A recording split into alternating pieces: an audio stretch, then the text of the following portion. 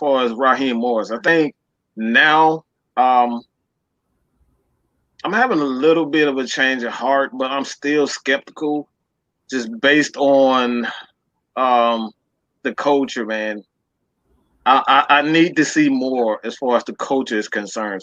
Like he was still a huge part of what the Atlanta Falcons. He's been here since Dan Quinn has been here. When he hired Dan Quinn, um, Raheem Morris, as well as Kyle Shanahan, those guys were one of the first two hires there was for the Atlanta Falcons. So I'm not letting him off the hook just because we won 3 games in a row. You know what I'm saying? Like I'm still a coaching guy.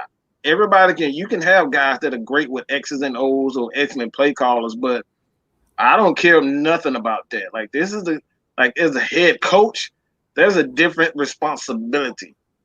The head coach has to create a culture where accountability and like accountability is head above any and everything. First and foremost, we cannot continue to let guys get on social media and act like Tweety Bird. We can't let guys like not Raheem, but Rashid, and Rashid Hageman was one of my favorite players.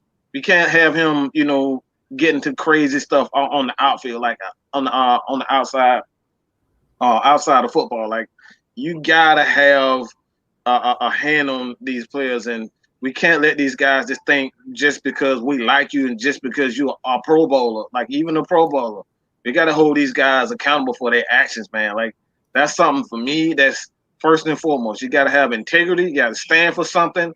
And like I said, Raheem is doing a wonderful job of turning that defense around. Like I'm not worried about the offense.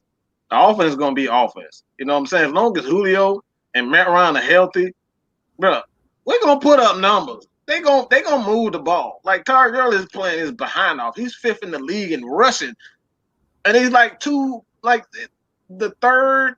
Like honestly, I think he's like 30 yards or less away from being the third best rusher in the NFL. So don't miss me with this bull crap that Todd Gurley is overrated or he's lost this and he's lost that. The dude's still third, fifth right now in the league in rushing. And the dude got what, 8, 9 touchdowns? That's production. So I don't care if he's not exposed. I don't care if he's not explosive. I don't care about any of that. All right. I don't care about explosiveness. I care about results. Todd Gurley is getting results, and what I'm seeing from Todd Gurley, my nephew over here, please don't touch that light. All right. But I don't care nothing about, explosive plays. Like anybody can make explosive plays. You know what I'm saying? Like Turbo Taylor. The dude is fast. He runs a 4.2, 4.3, and he's out of the league. So I don't care about nothing about explosive plays. I don't care about highlights. I care about results. And what I'm getting from Todd Gurley is results. So that being said, let me know what you guys think about so I can get my nephew from touching this freaking light. He's 1 year old, so he's in that experiment phase. You know how it is, Ju. I'm sure you know about it. I know how it is, dog. I'm already getting that at 11 months. So yeah, I already know. Matter of fact, man, I'm about to put him on camera. Just 1 second. All right, go ahead. Go ahead, Ju. Go and take it. Yeah, man. Personally, I kind of agree with what Mike was saying. I talked about it a little bit in one of the videos that I did. I think it was like one of the last 2 videos I did on my channel. You guys definitely go sub Ju Talk Sports. But I talked about Raheem Morris. Like he really needs a chance at being the head coach of the team. If he can get this team to win, I said if we can go on a win streak and we make a playoff push, I think Raheem Morris deserves a shot at possibly being the head coach. Definitely should be interviewed as possible. Right now, he's the interim head coach, but I definitely think he deserves a shot. I'm with Mike though. I want to see how these games go against the upper level competition, like against the Tampa Bays of the world, the Saints of the world. I want to see how we match up against them. But one thing that I do really, really like with Raheem Morris so far is he's holding these guys accountable, as Mike was talking about. Hey, what's up? Terror Artist 404. Mm-hmm. Y'all definitely go sub his channel. They do their show every Sir. Wednesday night at 8, ATL and Sports Zone. So y'all definitely check them out. But yeah, man, I really think that Raheem Morris, I think that he deserves a shot if he can get this team, keep this team winning. Like I'm about results. It's like what Mike said. I'm about results. I really don't. At first, I was on the same train as Mike was on. It's like we need to clean house, get rid of everybody, because really I didn't believe this team was going to turn it around the way they're doing. Like I figured because this same regime kind of was here with DQ, and I thought they were drinking that DQ Kool-Aid where they all wanted to play that soft zone and stuff like that. But really, they're making DQ look bad because now that DQ is gone, it's like now they're blitzing. They're doing all these new blitz packages. It's like, where was all of this stuff when DQ was here?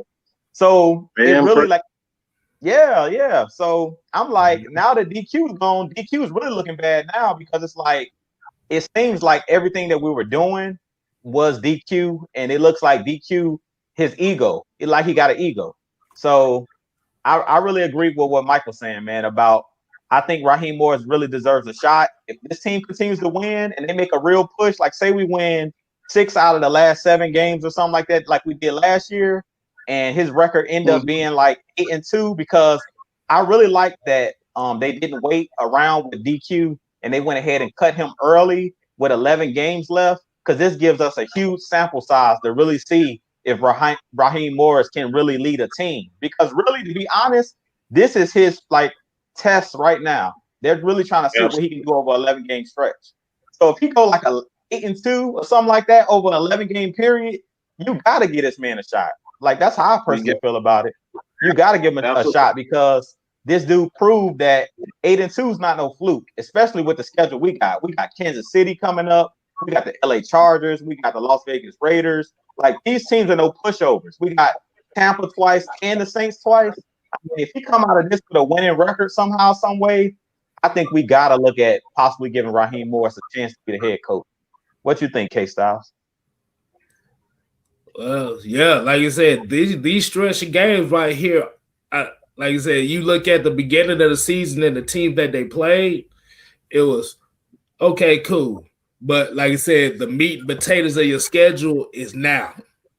Like I said, you got 2 games against Drew Brees and the Saints. You got 2 games against Tom Brady.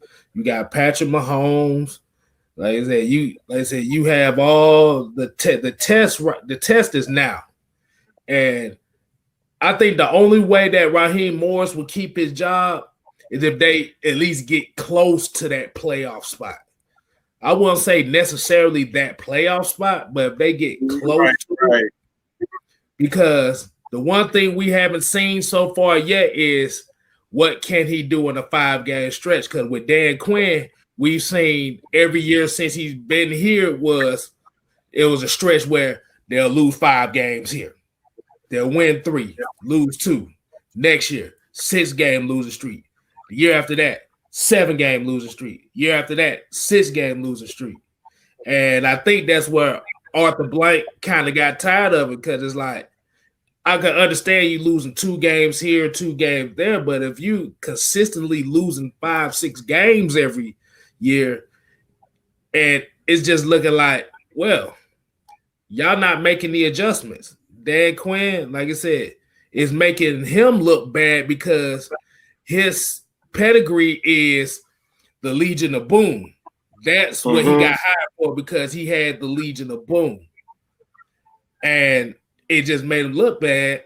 And Thomas Dimitrov didn't make it no better, because these 2 guys weren't drafting the right players. Because at the end of the day, the head coach and the GM has to be on the same accord. If they're not on the same accord on what the type of players they want to bring in here, you have a GM that wants to be offensive minded, and you have a coach that want to be defensive minded. It's going to clash, and that's what it looked like. Because remember, with Dan Quinn, we only had 2 winning seasons in 6 years. That is crazy, especially the way they were talking about Dan Quinn. So yeah, Raheem Morris, if he can put a good stretch of games here to where it'd be at least competitive. Let's say if they go a 7-9, I would consider him as their head coach. because, like I said, it's that, like you said, at the end of the day, it's that accountability. We must have, like I said, that accountability. Like, even though Lowe said accountability said is not as important with a young team, it's important because you got a lot of young players on this team. You ain't got as many veterans as most of these teams that's in this playoffs. Exactly.